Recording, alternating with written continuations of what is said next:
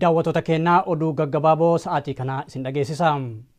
Godina Baalee magaalaa Gindhiir keessaa hojjettoonni mootummaa dhalataan Oromoo ta'an loltoota agaaziitiin hidhamaa jiraachuun himame. Akka jiraattonni himanitti guyyaa kaleessaa hojjettoonni kun waajjiruma isaanii keessaa loltoota agaaziitiin ukkaanfamanii fudhatamanii jiru jedhan. Sababaan namoonni kun itti hidhamaniif ifatti beekamuu baatus mormii achitti geggeeffamee ture keessaa harka qabduu maqaa jedhuun akka ta'es jiraattonni dubbatan. Guyyaa kaleessaa biyya Jibuutii mooraa baqattoota Alii Aaddee jedhamu keessatti poolisoota biyyattiin baqattoonni Oromoo 8 rasaasaan ergaa rukutamanii kaasee haalli jiru yaaddessaa ta'uun himamee jira. Mooraa baqattoota itti seenuun halkan poolisoonni Jibuutii gara jabinnaan baqattoota Oromoo reebaa akka jiranis ibsame. Akka baqattoonni dubbatanitti kanneen guyyaa kaleessaa qabaman haga ammaatti mana hidhaatti hin baane jedhan. Godina Arsii magaalaa Saddiiqaa keessaa namoonni duuchaan ukkaanfamanii fudhatamaa jiran. Yeroo gara yerootti namoonni hedduun mana jireenya isaanii keessaa ukkaanfamanii bakka hin beekamnetti geeffamaa jiru. Akka jiraattonni ibsanitti erga labsiin yeroo muddamaa ragga'ee as haalli jiru daran hammaatee jira jedhan. Magaalaawwan Dadarii fi Awwadaay keessatti raayyaan ittisa biyyaa manneen jiraattotaa sakatta'aa jiraachuu jiraattonni dubbatan. Loltoonni kun humnaan jiraattota irraa qabeenya saamaa jiraachuulleen himamee jira.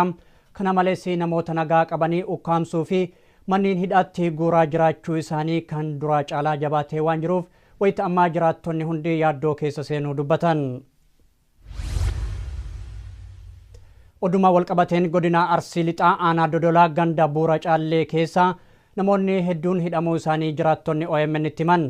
Qondaalonni mootummaa guyyaa dheengaddaa namoota walgahiif walitti qabanii isaan keessaa namoota 27 yoo hidhan ammas dabalataan qabanii hidhuudhaaf barbaadaa jiran. Oduu magaalaa Jijjigaarraa nu dhaqqabeen ammoo dhalattoonni Oromoo magaalattii keessa jiraatan wayita ammaa poolisoota liyyuu haayiliin hidhamaa jiraachuun himame. Poolisoonni kun dhalattoota Oromoo qofarratti xiyyeeffatanii hidhaa geggeessaa akka jiran himamee jira. Mormii Oromiyaatti geggeeffamaa jiruun wal qabsiisanii poolisoonni kun dhalattoota saba biroo ta'an irratti miidhaa geggeessaa jiraachuunis ibsamee jira. Baqattoota Oromoo magaalaa Kaartum keessa jiraatan poolisoota Suudaaniin miidhaan isaan irra dhaqqabaa jira. Kana malees poolisoonni kun baqattoota kanarraa qarshii saamaa jiraachuu baqattoonni dubbatan.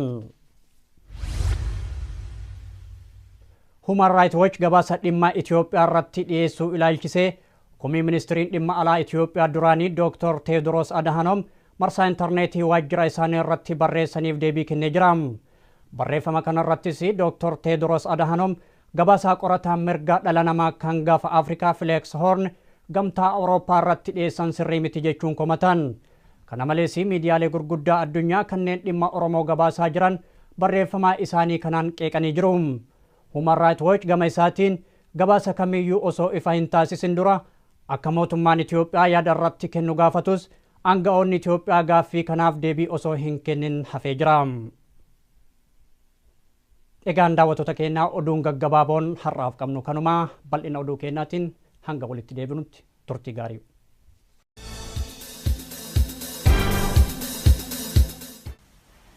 Hawaasa Oromoo Kaanaadaa magaalaa Kaalgaarii Albertaa fi naannawaa ishee jiraattan mara. Waldaan dargaggoota Oromoo Kaalgaarii fi koreen deeggarsa uummataa OMN deeggarsa waldaa hawaasa Oromoo Kaalgaariitiin magaalaa Kaalgaarii Albertaatti 9/5/2016 waaree booda sa'a lamarraa eegalanii sagantaa tumsa OMN fi haala yeroo ammaa Oromiyaa irratti marii uummataa qopheessanii kabajaan isin affeeraniiru. Teessoon Ramada Plaza 351526 Street NE Calgary Alberta Canada. Odeeffannoo dabalataatiif lakkoofsa bilbilaa kanneeniin koree qindeessituu sagantichaa quunnamuu dandeessu. Sagantaa tumsa OMN fi marii uummataa kanarrattis xiinxalaan siyaasaa fi daayirektariin OMN Obbo Jawaar Mohammadii fi Dr. Obsaa Hassan kallattiin kan hirmaatan ta'uunis beekameera. Kana malees hawaasni Oromoo magaalota Brooks, Edmonton, Calgary, Fort McMurray, Grand Prairie, Lethbridge, Red Deer, Regina fi Saskatoon keessa jiraattan akka qoodarraa fudhattan addatti affeeramtaniittu. Marree kotta haala yeroo ammaa Oromiyaa irratti waloon mari'ataa miidiyaa walabaa OMN tumsaa koree qindeessituu sagantichaa Calgary, Alberta, Canada.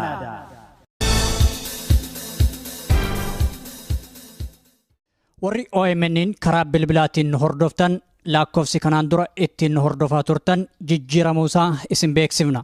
Haaluma kanaan lakkoofsofni haaromni tolaan OMN ittiin dhageeffachuu dandeessan kanneen United States keessa jiraattan 641525055 United Kingdom 0330 Germany 511809047 Norway 219532 Sweden 08403 Italy 06899 South Africa yookaan Afrikaa kibbaa 271 210 Australia 028072 irratti nu dhageeffachuu dandeettan.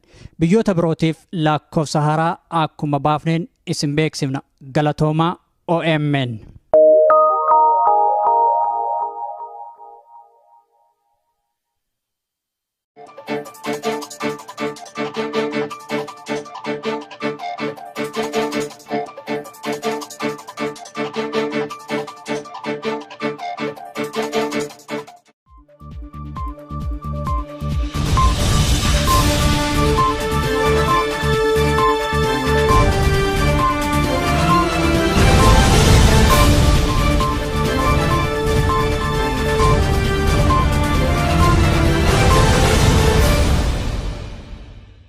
itti seenuun halkan poolisoonni Jibuutii gara jabinnaan baqattoota Oromoo reebaa akka jiranis ibsame.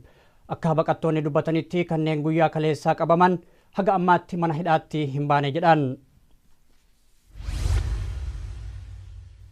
Godina Arsii magaalaa Saddiiqaa keessa namoonni duuchaan ukkaanfamanii fudhatamaa jiran.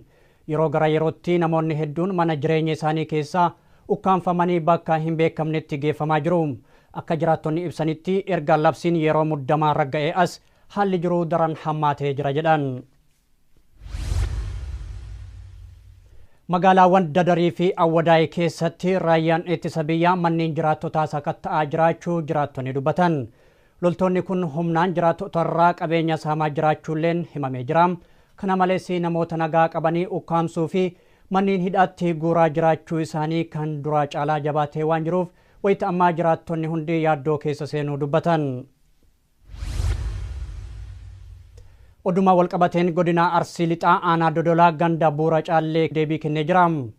Barreeffama kanarrattis Dr. Tedros Adhanom gabaasaa qorataa mirga dhala namaa kan gaafa Afrikaa Flex Horn gamtaa Awurooppaa irratti dhiyeessan sirrii miti jechuun komatan.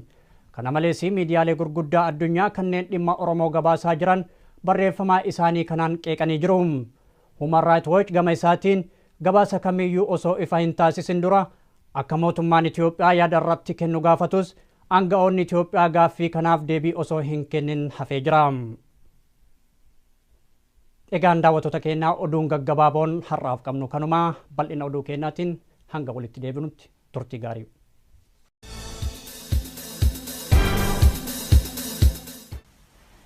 Hawaasa Oromoo Kaanaadaa magaalaa Calgary, Alberta fi naannawaa ishee jiraattan mara.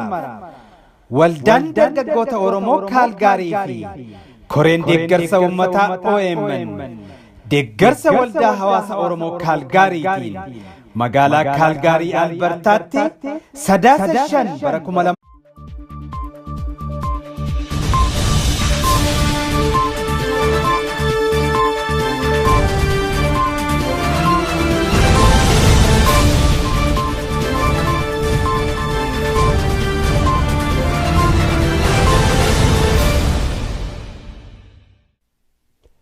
daawwattoota keenyaa oduu gaggabaaboo sa'aatii kana isin dhageessisa. Godina Baalee magaalaa Gindhiir keessaa hojjettoonni mootummaa dhalataan Oromoo ta'an loltoota agaaziitiin hidhamaa jiraachuun himame. Akka jiraattonni himanitti guyyaa kaleessaa hojjettoonni kun waajjiruma isaanii keessaa loltoota agaaziitiin ukkaanfamanii fudhatamanii jiru jedhan.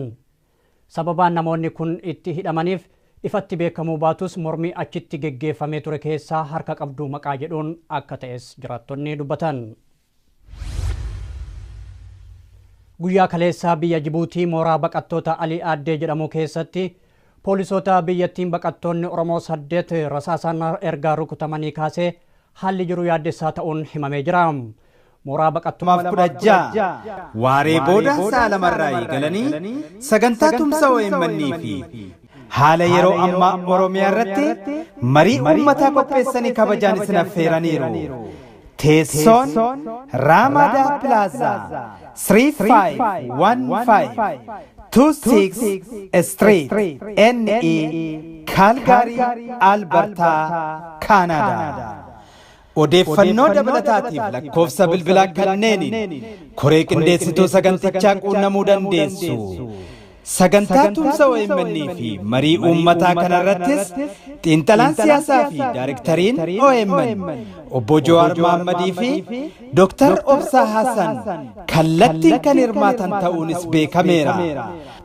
Kana malees hawaasni Oromoo magaalota Brooks, Edmonton, Calgary, Fort McMurray, Grand Prairie, Lethbridge, Red Deer, Regina fi Saskatoon keessaa namoonni hedduun hidhamuu isaanii jiraattonni OMN itti himan. Qondaalonni mootummaa guyyaa dheengaddaa namoota walgahiif walitti qabanii isaan keessaa namoota 27 yoo hidhan ammas dabalataan qabanii hidhuudhaaf barbaadaa jiran. Oduu magaalaa Jijjigaarraa nu dhaqqabeen ammoo dhalattoonni Oromoo magaalattii keessa jiraatan wayita ammaa poolisoota liyyuu hayiliin hidhamaa jiraachuun himame. Poolisoonni kun dhalattoota Oromoo qofarratti xiyyeeffatanii hidhaa geggeessaa akka jiran himamee jira. Mormii Oromiyaatti geggeeffamaa jiruun wal qabsiisanii poolisoonni kun dhalattoota saba biroo ta'an irratti miidhaa geggeessaa jiraachuunis ibsamee jira. Baqattoota Oromoo magaalaa Kaartum keessa jiraatan poolisoota Suudaaniin miidhaan isaan irra dhaqqabaa jira. Kana malees poolisoonni kun baqattoota kanarraa qarshii saamaa jiraachuu baqattoonni dubbatan. Human Rights Watch gabaasa dhimma Itoophiyaa irratti dhiyeessuu ilaalchisee komii ministiriin dhimma alaa Itoophiyaa duraanii Dr. Teediroos Adhanom marsaa intarneetii waajjira isaanii irratti barreessaniif